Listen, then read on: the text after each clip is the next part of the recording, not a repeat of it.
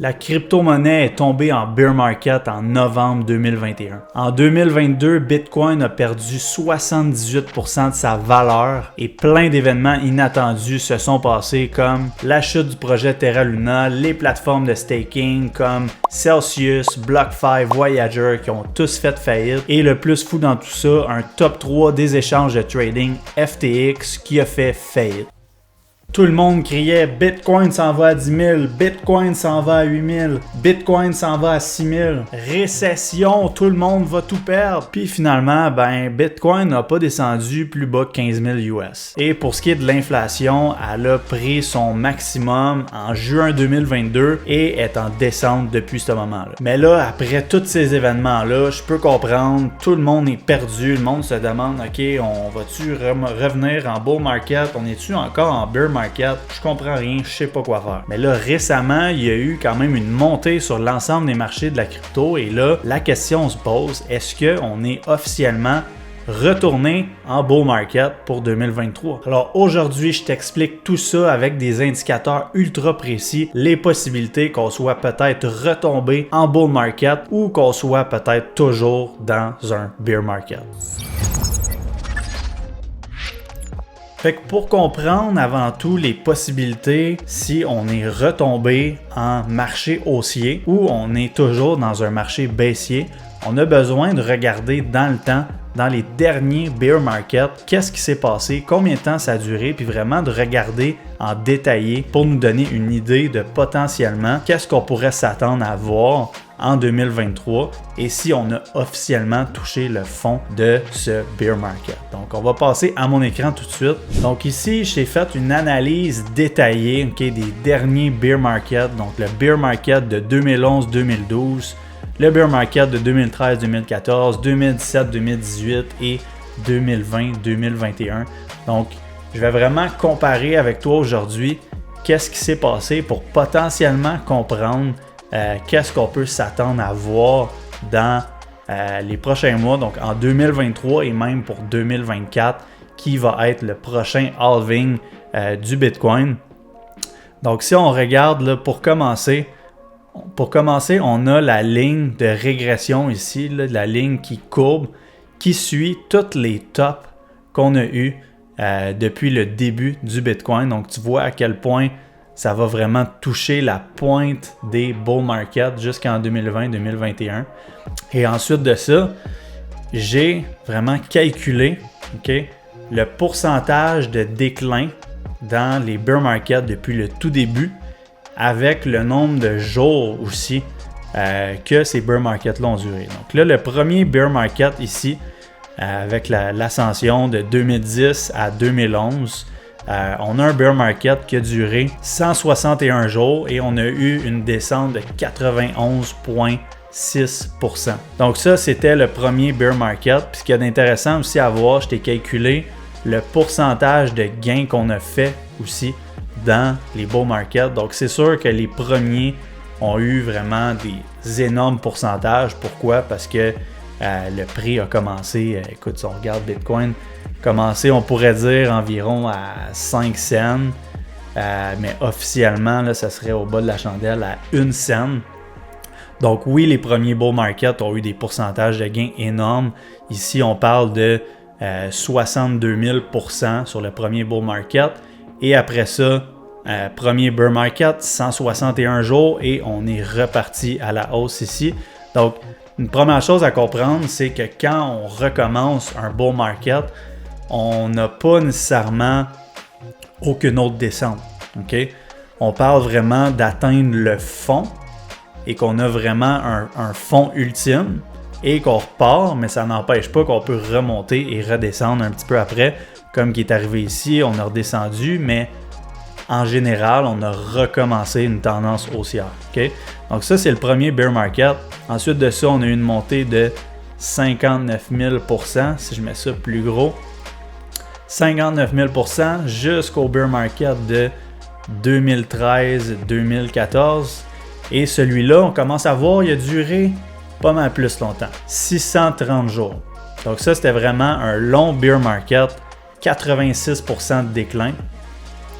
Et lui, si je mets ça comme ça, et lui justement ici, là, on a commencé à remonter. On n'a pas vraiment redescendu, on a juste en général recommencé une tendance haussière directement après pour faire finalement une montée de 9600%. Donc, première chose qui est quand même importante à voir, là, on voit que les pourcentages de gains se réduisent d'année en année. Okay? Donc, ça, c'est juste normal. Donc, oui, les 2 premières années, il y a eu des explosions. Et là, ça commence à baisser un petit peu. Mais aussi, ce qu'on remarque, c'est que le premier bear market, ben là, tout le monde était excité, tout ça, ça n'a vraiment pas duré longtemps. Et après ça, la deuxième fois, mais là, peut-être que le monde a commencé à se dire, OK, ben, il n'y avait rien de sûr avec la crypto dans ces années-là, 2013-2014. Il n'y a personne qui connaissait ça. Donc, il y a beaucoup de monde ici, selon moi, qui ont juste perdu confiance en ça. Ils se sont dit, bon, je prends mes profits, je ne retourne pas là-dedans, peut-être que ça va être banni ou peu importe. Mais après ça, on a recommencé quand même. OK? Et là, on a coupé de moitié dans le bear market de 2017-2018. On est tombé dans un bear market qui a duré 364 jours, donc la moitié du bear market de 2013-2014, qui était, selon moi, une période où les gens ont peut-être beaucoup perdu confiance en est-ce que vraiment Bitcoin va survivre. Mais dans ces années-là, il y a beaucoup de monde qui sont revenus dans le marché très vite. Donc ça a juste duré 364 jours, donc 1 an pile, avant qu'on recommence une tendance haussière. Donc avec ça, on a eu 84% de déclin, okay, qui est justement à peu près similaire au bear market de 2013-2014. Et ce qu'il y a d'intéressant à voir, c'est que justement, ici on a eu, en passant c'est sur la charte de semaine ça, on a eu justement une semaine qui a closé vraiment dans le vert. Ça n'a pas empêché par contre après qu'on a eu une descente, mais qu'on a quand même officialisé le bas de ce bear market à environ 3200$. Et justement 2017-2018, selon moi, nous en dit beaucoup sur qu'est-ce qu'on pourrait s'attendre à voir avec le bear market qu'on vient de connaître en 2022. Qu'on a eu une dernière, il y a beaucoup de monde ici, le prix avait du support, qui croyait que c'était vraiment le bas de ce bear market. Et finalement, on a eu une capitulation jusqu'à 3200, comme un peu on a eu avec l'échange FTX qui a tombé récemment. Donc, je vais vous montrer qu'il y a vraiment une belle corrélation avec ça. Et finalement, bull market de 2018 à 2021, okay, 2000%. Donc, j'ai mis la flèche ici, mais ça s'est extensionné jusqu'à là. On a eu une belle montée de 2000% suite à ça. Et là, si on regarde par rapport à ça, par rapport à les données qu'on a eues, okay, ce qui fait beaucoup de sens, c'est que le pourcentage de pertes dans les bear markets est tout le temps moindre.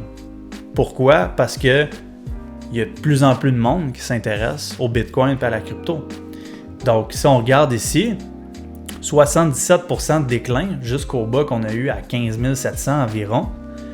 Il y en a beaucoup qui ont tendance à dire encore que on n'a pas touché le fond du bear market parce que les 2 derniers ont eu 86-84% de déclin. Mais moi, je crois que c'est pas nécessairement... oui, c'est vrai, c'est ça qu'on a connu dans le passé, mais vu que la crypto a beaucoup plus d'attraction, tout le monde en parle, les médias en parlent maintenant, les institutions en achètent. Donc, moi, ça ne me surprendrait pas que les bear markets, même pour les prochaines années, vont juste aller, les pourcentages de déclin vont être de moins en moins élevés. Ce qui ferait du sens qu'on passe de 84 à 77%. Et qu'en plus, si on compare le dernier bear market qui a duré 364 jours, et là, ici, on est rendu jusqu'au bas ici avant qu'on commence à remonter dans la semaine du 9 janvier 2023. Ça a duré 420 jours. 420 jours au total, donc qui est quand même beaucoup plus que le dernier bear market. Et oui, qui est quand même moins que le dernier, mais on commence à voir des similarités qui nous disent que peut-être qu'on aurait vraiment touché, juste par rapport à ce qu'on regarde dans le passé, qu'on aurait touché le fond du bear market ici à 15 000. Donc, c'est pas un conseil financier, ça peut pas être, ça se peut que j'aille tard, mais par rapport aux données qu'on a, ça ferait vraiment du sens qu'on ait touché le fond à 15 000. Et ça, comme je dis, ça n'empêche pas que le prix peut avoir monté, qu'il redescende peut-être, on va dire, à 18 000. Okay? Peut-être qu'on pourrait même aller retoucher 15 000. Mais que 15 000 serait vraiment le bas et qu'on n'aille pas à descendre plus bas comme les gens qui disaient que Bitcoin s'en allait à 10 000, 8 000, 6 000. Okay? Selon moi, on vient vraiment d'officialiser avec la grosse chandelle verte ici qu'on a mis fin au bear market et qu'on commence tranquillement à revenir dans un marché haussier. Donc, basé sur ça, justement, le prix peut avoir énormément de volatilité. Okay? Basé sur ces données-là, on pourrait dire que, suite à ça, si on regarde les pourcentages de gains qui réduisent justement d'année en année, on pourrait assumer que le prix va continuer à suivre du moins la ligne courbée ici, des tops, qui nous mettrait à environ 150 000 $ par Bitcoin d'ici 2024, fin 2024, dans ce coin-là, okay? Qui ferait vraiment du sens du temps qu'on prend pour monter d'un bear market à le top d'un bull market. Okay? Donc oui, ça pourrait être un petit peu plus loin, ça pourrait s'étirer jusqu'en 2025 peut-être, donc ça ici c'est pas 100% précis, mais basé sur les données qu'on a, on pourrait vraiment bouger de tous les sens ici pour éventuellement en 2024-2025 toucher 150 000, ça pourrait s'étirer un peu plus, on pourrait aller toucher peut-être un peu plus haut. Et comme les derniers bear market, notre top de 2020-2021 de 67 000, 68 000 US deviendrait notre zone de support quand on va retomber dans un bear market. Ensuite de ça, je veux te montrer d'autres indicateurs importants parce que oui, regardez ce qui s'est passé dans le passé sur la charte du Bitcoin dans les derniers bear market, c'est important. Mais on a des données aussi encore plus précises qu'on peut aller chercher avec un site que j'aime vraiment beaucoup qui est lookintobitcoin.com. Donc, je t'invite à y aller si tu ne connaissais pas encore ça, mais qui nous donne vraiment plein de données sur le prix du Bitcoin. Bitcoin qui dicte le marché. Et ce que je veux te montrer qui est vraiment intéressant, donc ici on a le Fear and Greed Index, donc à quel point les gens ont peur ou sont excités dans le marché.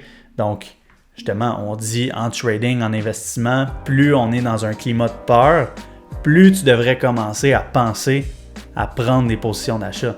Donc, c'est pas quand tout le monde est excité que tu veux acheter, comme justement dans le bull market de 2000 jusqu'à 2021.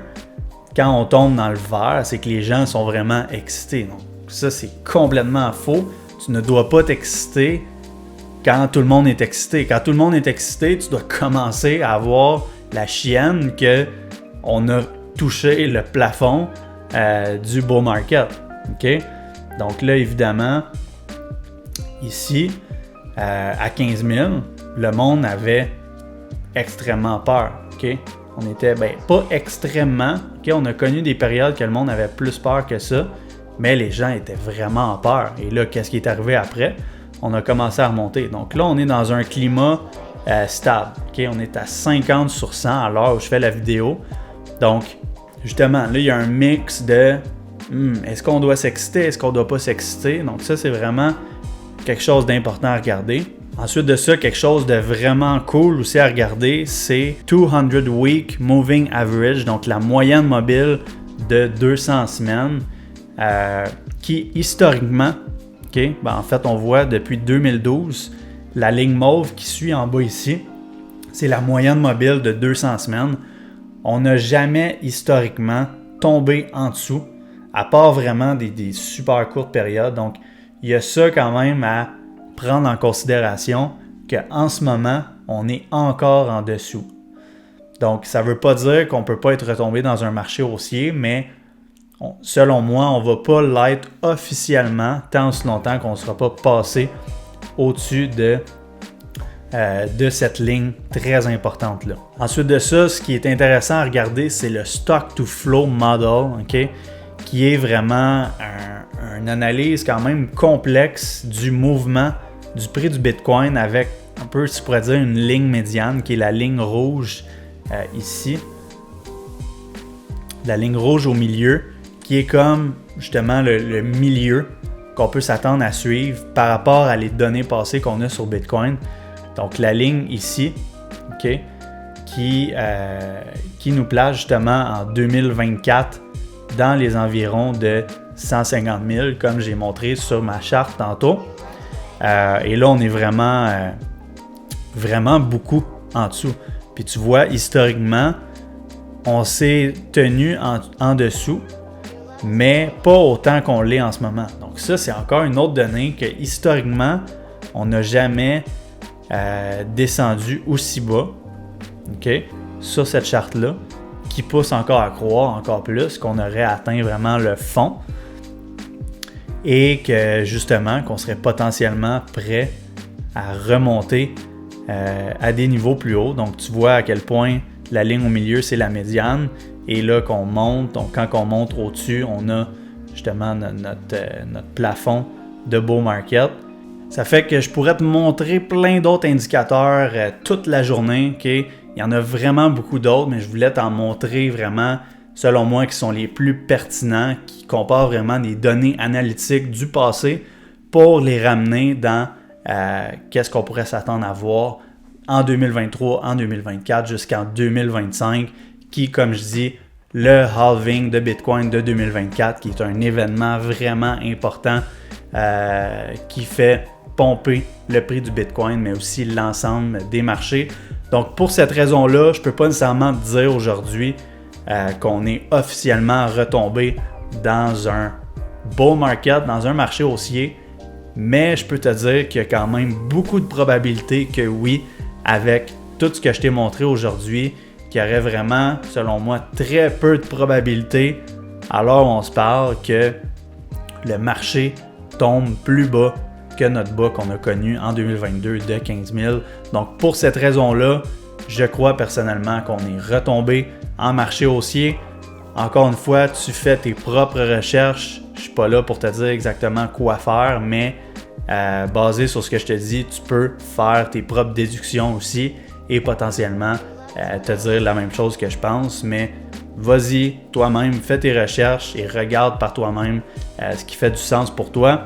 Donc justement, si tu veux apprendre à aller analyser toi-même des chartes de crypto, Bitcoin, peu importe, j'ai un tutoriel juste ici qui t'apprend à utiliser le logiciel TradingView, qui est le meilleur logiciel pour analyser des chartes de crypto, mais n'importe quelle charte, dans n'importe quel domaine aussi. Donc va regarder ça si tu ne sais pas encore comment analyser une charte.